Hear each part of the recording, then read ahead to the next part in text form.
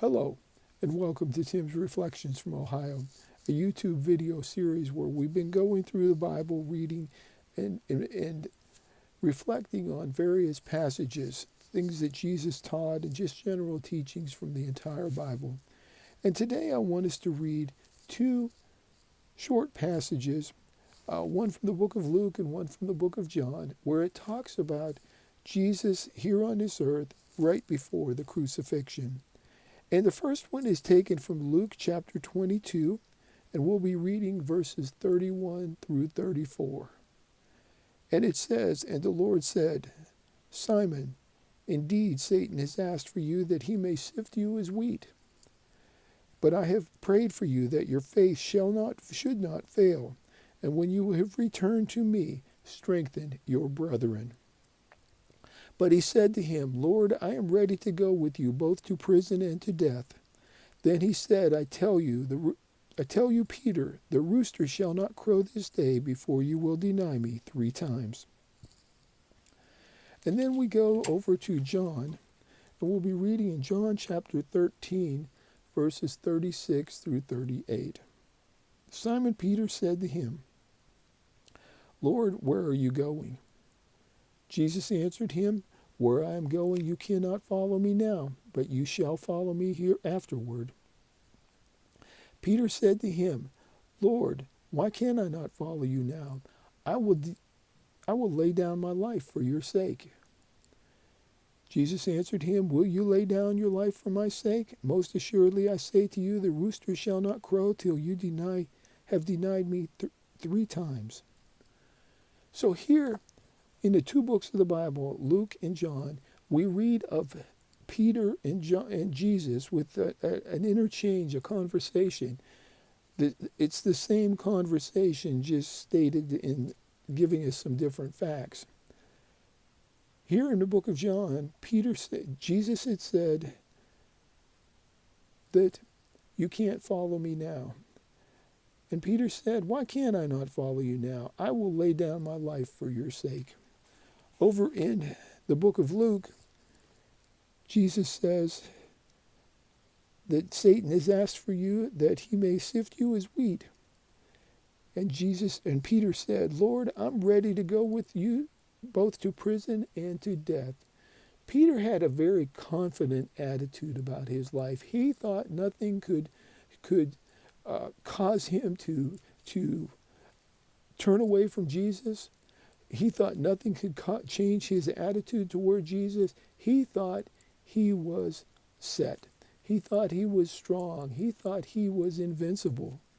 But we know, by reading our Bibles, we know that Peter did deny Jesus. Not just once, not twice, but 3 times. Just as Jesus had predicted that he would. And we need to take this and think about this, that what happened to Peter can happen to us too. We can have such a confident attitude of our lives. Nothing will ever change my attitude toward Jesus. I will go with him to death, and I would never deny Jesus. But we need to remember what happened to Peter. And we need to make sure that we are locked in to that relationship with God, that we're not.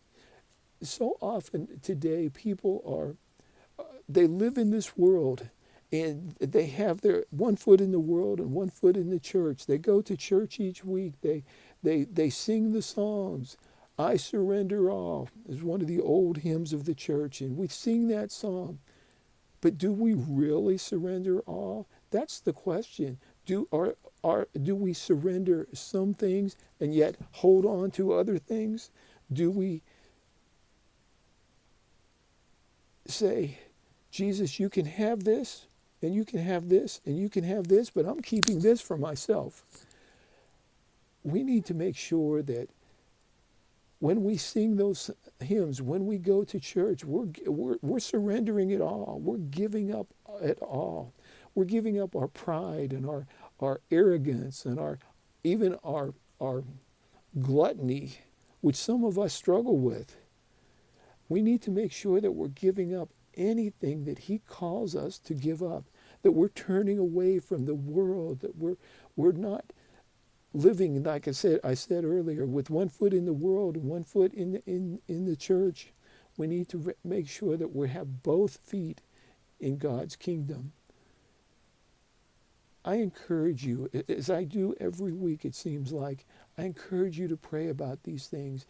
I encourage you to ask God, God, am I living with one foot in the church and one foot in the world? Or maybe I'm living with both feet in the world. I need to know, and I need your strength to deal with it, because we can't deal with this on our own. We can't deal with this by just gritting our teeth and doing it, because we can't be consistent that way. It has to come from a love for God. We can't just be going through the works of doing the right thing because it's the right thing when our heart is somewhere else.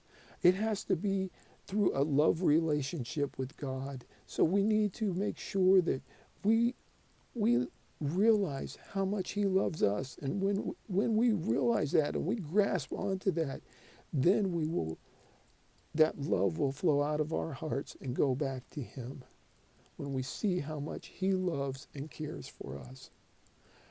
I encourage you, spend some time thinking about that and praying about that. And I'm not talking about just 5 minutes or whatever.